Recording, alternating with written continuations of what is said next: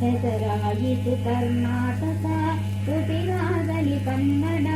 ಅತಿ ಗೋಡೆಯ ಹರಳಿನಂತೆ ಉಸಿ ಹೋಗದ ಕನ್ನಡ ಉಸಿ ಹೋಗದ ಕನ್ನಡ ಹೊಸದ ಹೊಗೆ ಉರಿಗೊಳ್ಳುವ ಗುರಿತಾಗುವ ಕನ್ನಡ ಉರಿತೋದನ ಪರಿಣತ ಮತಿ ಅರಿತವರಿಗೆ ಮುಂಗಡ